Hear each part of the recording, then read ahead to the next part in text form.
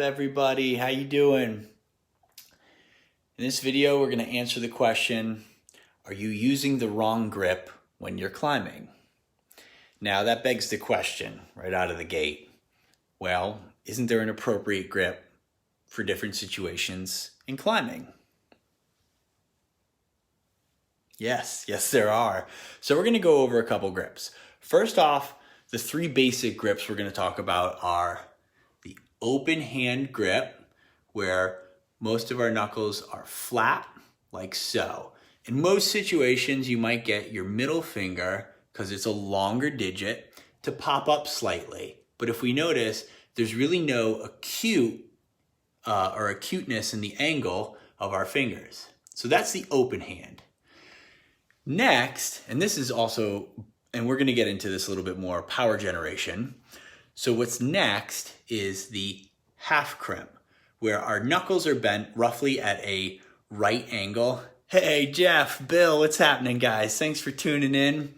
At the half crimp here, very, very strong. But as we increase the angle of that second knuckle and our finger, right, what happens is we run a higher risk of a tendon injury. Thirdly, we have the full or closed hand. Now, some people who are more flexible can do it without engaging the thumb, and they still consider it a half. And that's where we want to be careful, guys. So for you flexible folk, going into where those second knuckles start to go up and over the first, or the engagement of the thumb over that index finger, is going to cause a tremendous amount of force on that second knuckle there.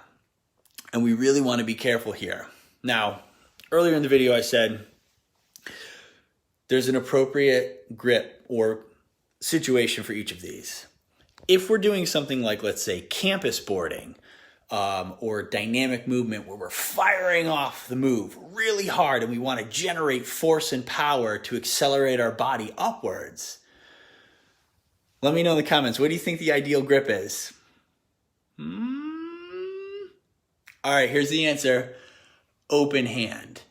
Open hand is the most appropriate because you're at the least risk of injury when it comes to exerting force and pulling hard on your fingers. You can exert power in a half crimp, but half crimps usually are for, almost lost the connection there for a second.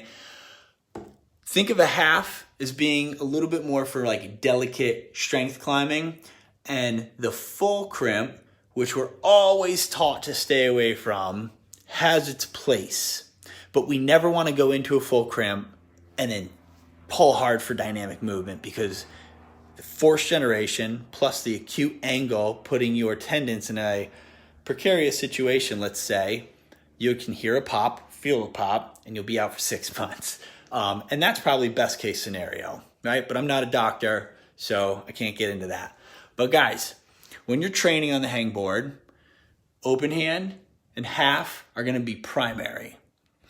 If you are someone who uses the full crimp, I would urge you to train it after a long warm-up, and only if you have at least 2 years of climbing experience and that your tendons are conditioned to do so. Training a full crimp is not for beginners and puts your fingers at a very, very high risk. So I just wanted to have some clarification there. So we're primarily training and climbing with open hand and half crimps, and we really want to stay away from full crimps unless you have at least 2 years of experience and you can train it in a controlled environment such as this. Now, kind of a funny observation, but looking at some of the strongest primates in the world, right? Monkeys, gorillas, apes, they hang from trees a lot, right? And often climbers were referred to as like, we're the monkeys, we're going out, we're climbing and hanging and swinging from stuff. Interesting is that they never use a full crimp. And they're like the strongest primates of all. So a lesson from nature might be that some of the strongest primates hang with open hands. Occasionally we'll witness them go into a half crimp, And obviously, if they're holding onto branches and vines and things of nature, they're going to be grabbing all the way around like us on a pull-up bar. Now, unless we're climbing limestone with a tufa where we get to grab and squeeze around, we don't really have that luxury in most situations, bouldering, sport climbing, trad climbing. So I just wanted to come on here and say that, some food for thought. Keep those fingers healthy and safe. Always warm up before you hang on a hangboard. And if you guys have any questions, comments, concerns, worries, woes, queries, or visions of the future, let me know in the comments below. If this resonated with you, let me know. Say heck yeah or thank you. And thank you guys for watching. I'll see you guys in the next informational video. Be good to each other.